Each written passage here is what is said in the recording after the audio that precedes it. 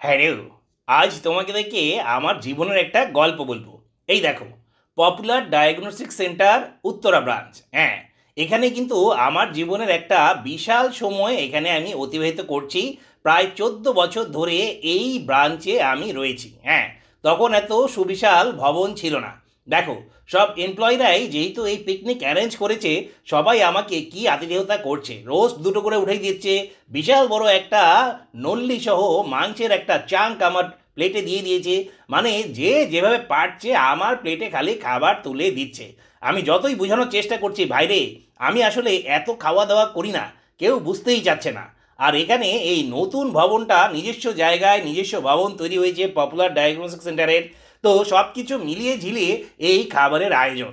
আমাদের তো আসলে সব এমপ্লয়ীদেরকে নিয়ে ইয়ারলি একটা যে পিকনিক অ্যারেঞ্জ করব সেটা অনেক দুরূহ হয়ে যায়।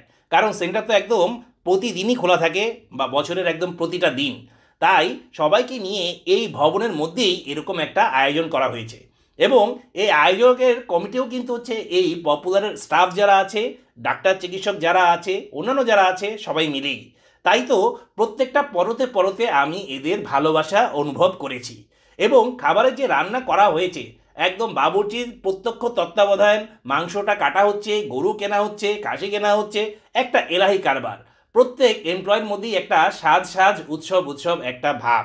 আর প্রত্যেক ফ্লোরের মধ্যেই কিন্তু এই খাবারের আয়োজন করা হয়েছে। হ্যাঁ, দিনটা ছিল শুক্রবার, সেদিন অধিকাংশ কনসালটেন্টেরই এই ফ্লোরগুলোতে চেম্বার বন্ধ ছিল। আজকে থেকে প্রায় 14 বছর আগে যখন আমি পপুলারে জয়েন করি, তখন কিন্তু আমার এরকম চুলদারি পেকে সনপাপড়ি ছিল না। ছিলাম তাগড়া যুবক। তখন কিন্তু পপুলারের নিজস্ব ভবন ছিল না, ভাড়া করা বিল্ডিংয়ের মধ্যে হচ্ছে কার্যক্রম চলতো। হ্যাঁ, এখনও সেই দুটো বিল্ডিং রয়েছে, কিন্তু এর মধ্যে তৈরি হয়েছে পপুলারের বিশাল নিজস্ব ভবন নিজস্ব জায়গার উপরে। এবং এটা তৈরি করা হয়েছে একদম ফরেন স্টাইলে। মানে যুগ যে আগিয়ে যাচ্ছে, দিন যে আগিয়ে যাচ্ছে, এখানে আসলেই বোঝা যায়। আমার কিন্তু এই পপুলারের যে কোনো অনুষ্ঠানে আমি সবসময় খুব ইমোশনাল হয়ে থাকি। কারণ আমার লাইফের মধ্যে এই পপুলার একটা বিশাল ইম্প্যাক্ট রয়েছে। আর তাই তো এই এমপ্লয়ীদেরকেও আমার কখনোই আসলে ওইভাবে ধন্যবাদ জানানো হয়নি। আজ এই অনুষ্ঠানে খেতে বসে কেন যেন একটু আবেগে আপ্লুত হয়ে যাচ্ছি। হ্যাঁ, সবাইকে আমি ভালোবাসি, আমাকেও সবাই ভালোবাসে। এই ভালোবাসা নিয়েই পথ এগিয়ে যেতে চাই। দাঁড়াও, তোমাদেরকে একটু পপুলারের ছাদ থেকে পুরো ঢাকা শহরটা দেখাই। হ্যাঁ, 18 তলার উপরে আছি, ওই দেখো।